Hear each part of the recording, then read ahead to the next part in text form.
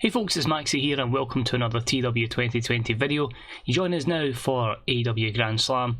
This is going to be our third installment of Grand Slam, and as you can see there from the historical results, we have quite a difficult show to beat from last year. We'll obviously sell out Arthur Ashe Stadium. It is mandatory to be held there, and to try and get that 100 rating we have a legendary band, we have an A-list celebrity, and we have a special set because money now is practically no option. So I'm sticking with the theme that whilst it is a big event, it is still kind of themed around, it's like a TV show in a sense. So we're going to have this week. The next episode that will be is the Dynamite special for the anniversary, so that's also going to be in the same kind of vein. So it's not going to be like 15 matches, pay-per-view matches. It's going to be a case of there'll be angles setting up stuff for the future. Some stuff you'll see here will set up Dynamite's anniversary special. Some stuff is even going to set up Full Gear. But I've always done this, done it last year in the game. I think I've done it the year before, and I've just stuck with a few traditions that AEW have. I'm looking to bring in a lot more televised specials as well, just really so I've got more big events, because obviously I have a pretty much a big show every month, but only 4 are on pay-per-view. The rest are kind of your Winter is Coming and the like. So I believe our schedule, off the top of my head, is Grand Slam, Anniversary Special, Full Gear. I'm going to try and fit in the 24-hour show, and then we've got the Winter is Coming in December. I'm aiming to do a brand split in January, but I'm still a wee bit unsure where I'm going to go with the brand split. I feel like at the moment I want to go male roster 1, male roster 2, female roster, but then again I feel if you separate the men from the women and give the women their exclusive show, you take away that opportunity of them being able to be in mixed tag matches with the men, and that can really elevate their overness. So I'm still on the fence with that one, because as I said, I do want to try and get a 100 women's match, and I think at the moment we're sitting at an 81 with our champion Io Shirai part of that. But anyway, we'll click on. As I say, it's a difficult one to beat from last year. We had the 100 rated segment between Hangman and CM Punk, which obviously was leading our main event of Hangman and Danielson taking on Brock Lesnar and CM Punk. We had Cody attacked by Team Taz after losing to Powerhouse Hobbs. He was still in his slump then. He's not in it now, but he obviously isn't in the match. And the year before, you can see they would changed it to a couple of days before. It actually went, believe it or not, with the main event. I thought we were going to get Arthur Ashe. I thought they're going to go with the 10-man tag Arthur Ashe of Kazarian, Danielson, and the Christian and Jurassic Express against the Elite. But yeah, we obviously got that fantastic 30-minute banger. We also see there Ruby Soho challenging Britt, and then we just did some stuff where we had the Rhodes family take on Malachi Black and Matt Silva. We'll see. You obviously can notice a considerable difference in size there. I believe both of these shows were 2 hours. We didn't really put like long matches in the first one. This one goes to 2.5 hours. There is, as I say, I think 7 or 8 matches. So it's not like a mega card, but a lot of this stuff just ties into what I've been building. And I've had a good bit of brainstorming time at work as well. So hopefully the ideas that have popped into my head can deliver here. So without further ado, we'll crack on. AEW Grand Slam number 3, and this is on the AEW Plus broadcast.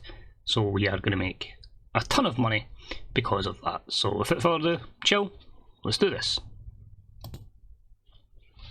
So welcome to the show. Sold out, 23,771 people in attendance. So I got my cheap 100 rating here with a promo between Danielson and Moxley.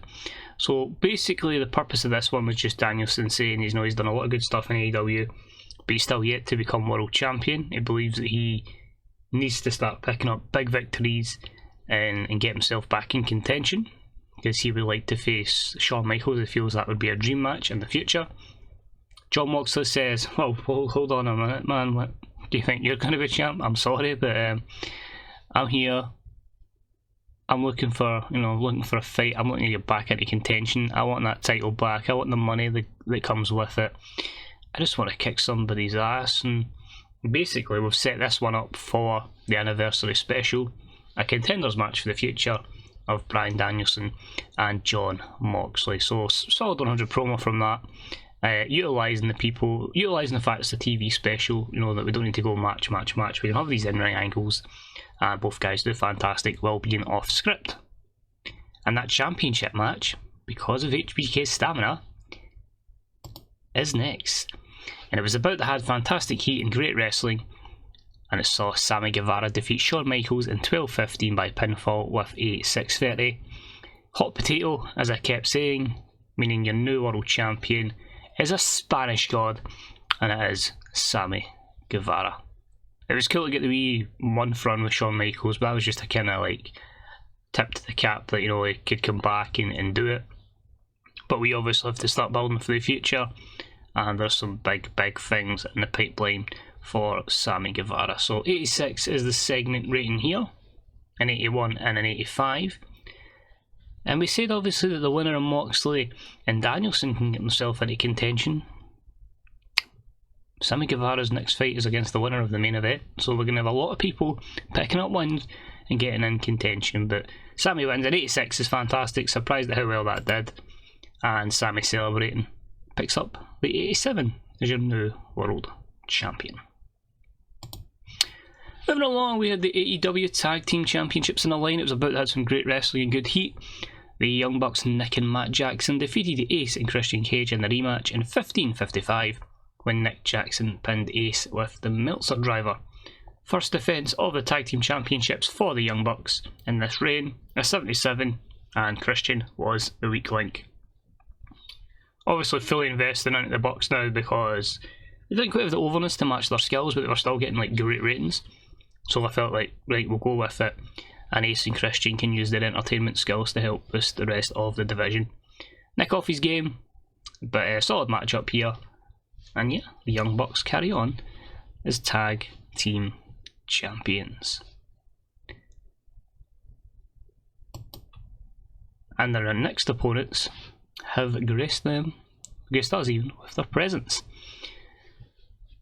Old friend Kevin Steen and his friend Sami Zayn have cut a promo saying, well, you're doing well, we've beat Ace and Christian Cage. Those titles would look pretty good around their waist. We spoke to TK, it's going to be official. Sami Zayn, Kevin Steen, the Young Bucks, AEW World Tag Team Championships, and the anniversary special next week. So that's going to be mega, and a 78 rated promo, both guys again, unscripted. We then moved on to a matchup between Richard Holliday and Shinsuke Nakamura. It was a good matchup with Holliday picking up the win over Nakamura in 11:22 with the 2008. This gathered a 79, both guys with good chemistry together, and it lifted the matchup. Literally 4 or 5 guys have offered to put Richard Holliday over, so I'm going to have to just jump in. I don't watch a lot of MLW, admittedly. I've maybe watched like 3 or 4 shows, but I've like done my research just to get a better idea of who he is as a character and what he can do.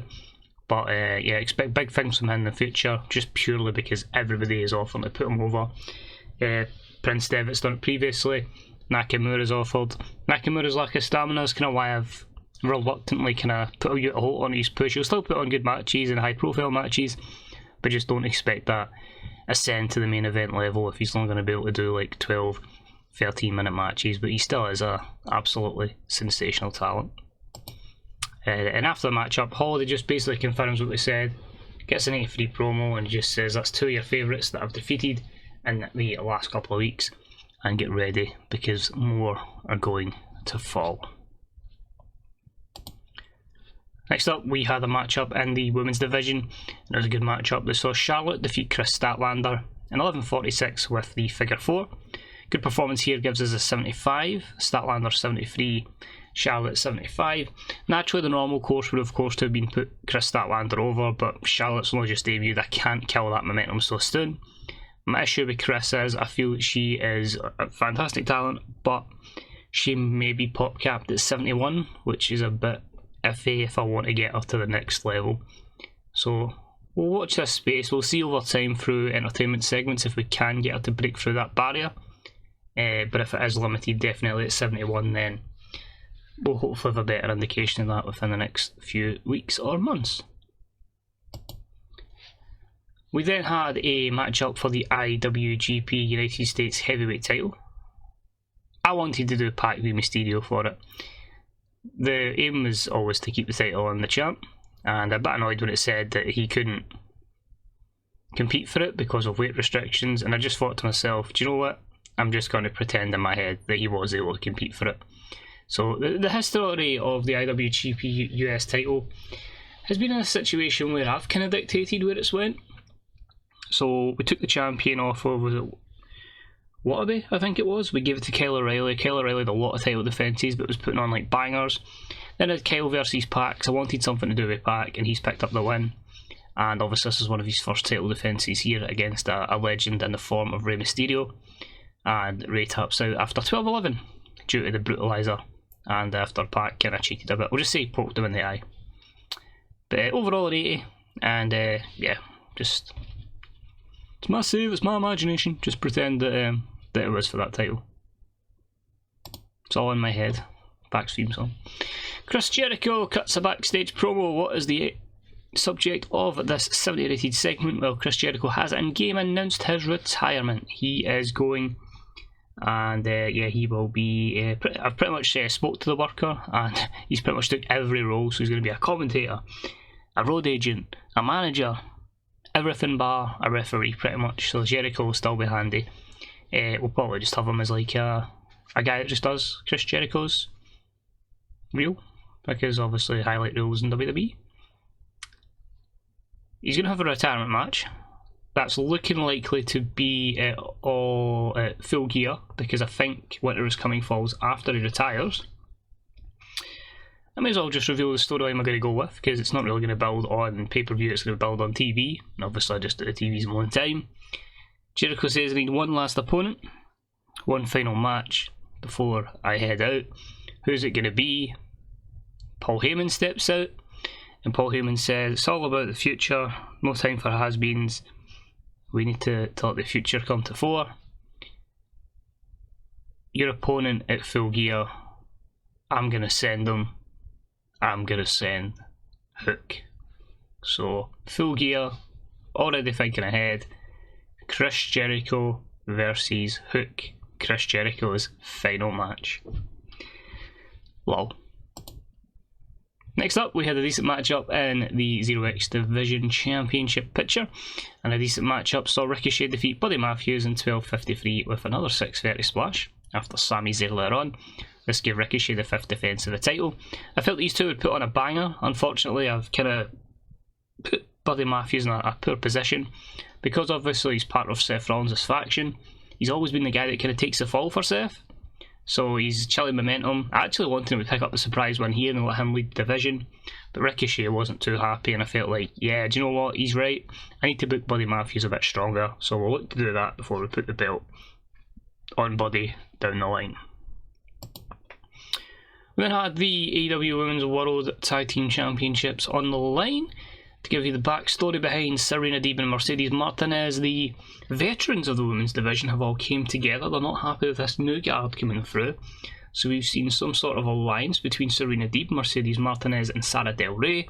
The likes of Portia Perez, is it Portia?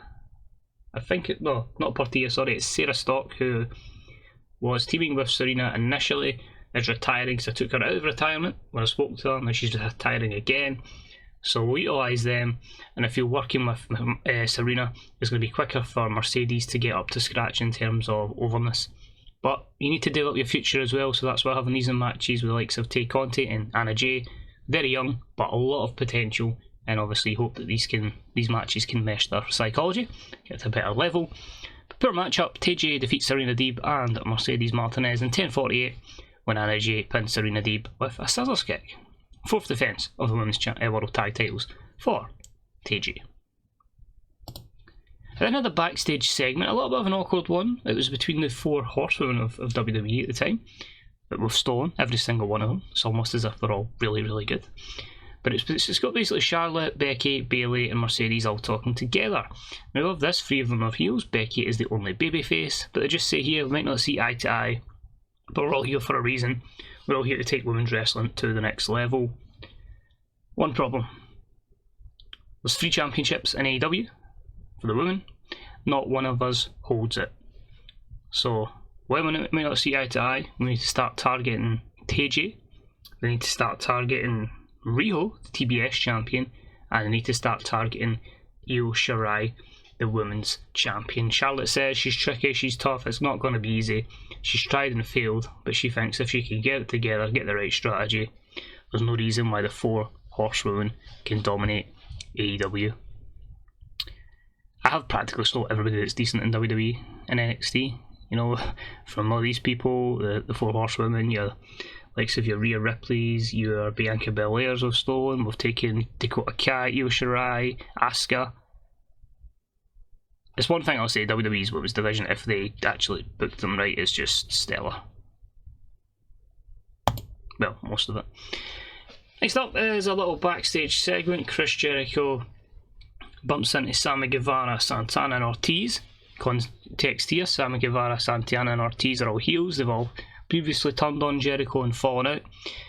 Sammy says, yo, it's alright, it's cool, Chris, I know we don't see eye to eye, and we've had heat in the past, our dislike towards each other, but even though I'm a bad guy, look at me now, I'm world champion, and I don't think that happens if we never have the inner circle.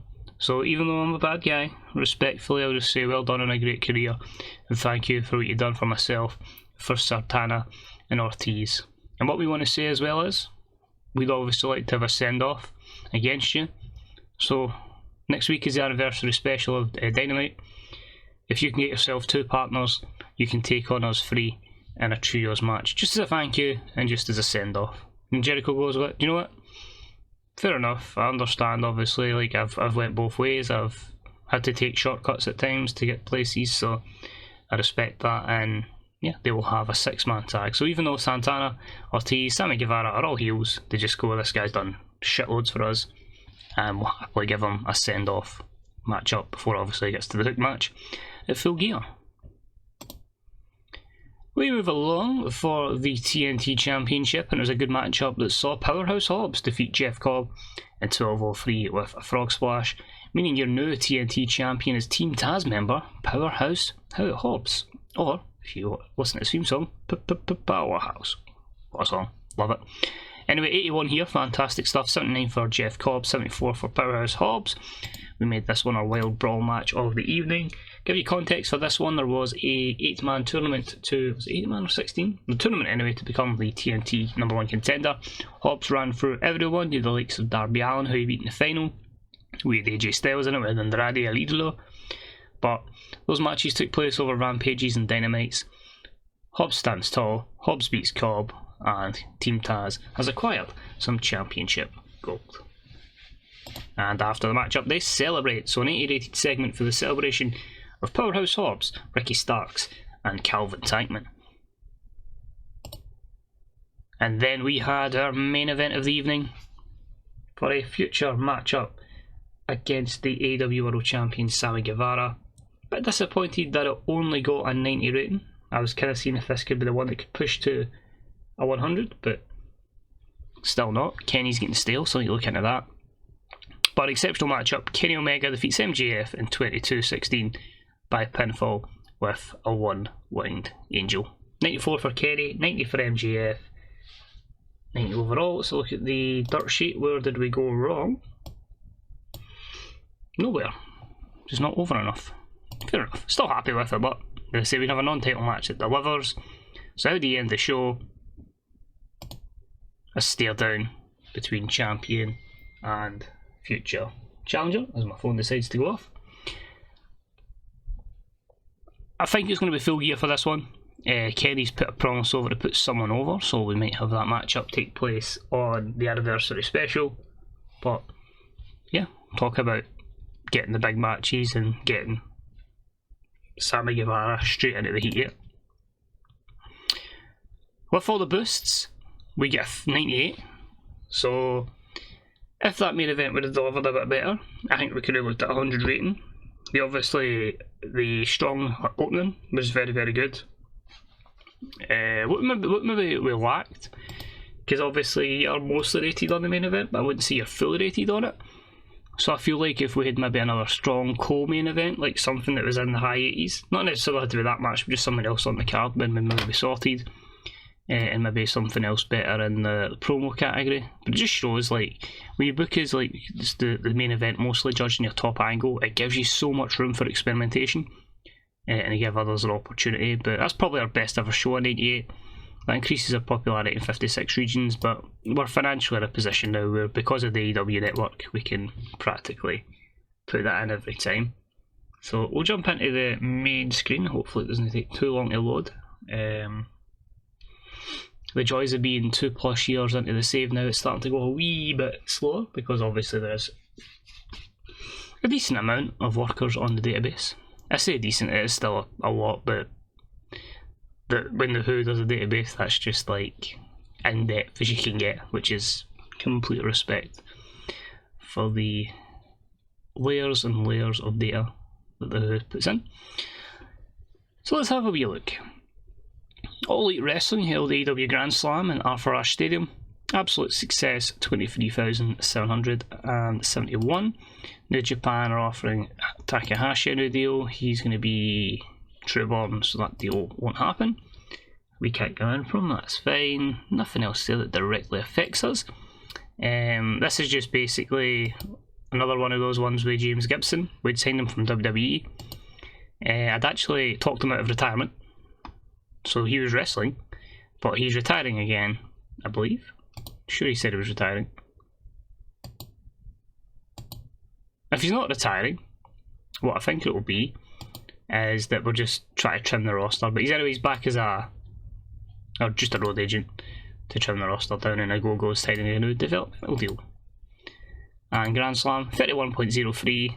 Our network is completely maxed out, so we're not going to get much higher than that. But you can see financially, our network has alone gathered us 78 million worth of revenue. Yeah, it's a bit of a cheat code, but money is just, oh well, that is what it is with the save. Like, I don't need to worry about anything, any financial mismanagement. You can see there, like, that investment was put in over time, and we're now in a position where we can just have fun in Fantasy. Look at the money developmental's bringing me in that. I'm surprised developmental's only costing that, because there is a lot of people on that developmental brand. The only thing I will say, despite me having like a massive roster, which you can see there, that's only B, there isn't that many people. I know that looks bad that it's an exclusive written, but if you do it the other way around, is it going to go? Aye. It's a lot of handshake deals. Most of the roster.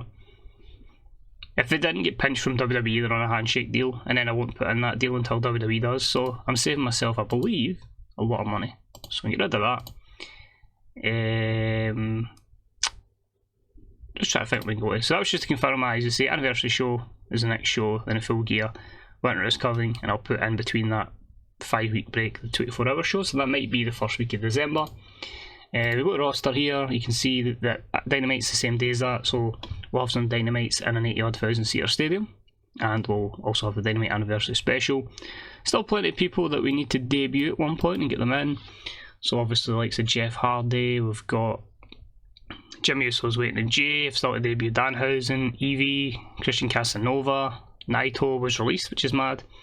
Tegan Knox, and of course Luis Fernandez, I'm going to do something with. Dario Cueto, but we're letting people go, believe it or not. I do release people. Trent's leaving, and then Carol Anderson's leaving tomorrow, and then there's people like Peter Avalon, JD Drake. I'm sending them to Impact, just give them something to do, and you know, if they get over there, then great. We're hoping to try and get Impact to get as bigger and bigger as possible. The biggest stars that they had available as handshake deals I've like brought in, so like Matt Cardona, and I can hopefully try and elevate Cardona, which will then elevate their show. So I don't get people at like 50 over in this that go, that company's too small, so I can, even if people at like maybe 50, 60 over at one point go into Impact, I can just have such a control. I'm turning into Vince McMahon here. I want to control this, I want to control that. But that's the plan. And that's what I mean about the micromanagement of doing this save. And your top 100, so Grand Slam was the top best show alongside All Out, which was last month. So you can see how effective the boosts are. If you've got the cash in game, just file them all in, because it's going to give your shows a great amount. But we're so close to that 100, just not yet. I think it's just one 100 rated show I've had in this game, and that was that WCW mod with for 96 that I think Gaza done back in the day. Mad we're all talking about back in the day when you look at the 2-year life cycle of this game, but I need to try and get 50 matches out of 100 and I can't even get one. So you're damn right, once we break the spell, we see what works, we're going to hammer that. But I think you can see the reason why we're going to make Sammy Guevara champion, or why he is champion now. I think there's a key indication there at match 1 and match 3 of why the belt was quickly put on Sammy Guevara. As yeah, those 2 94 rated matches were certainly a factor. And I wonder why he's going to be facing Kenny soon. But some good tendencies there.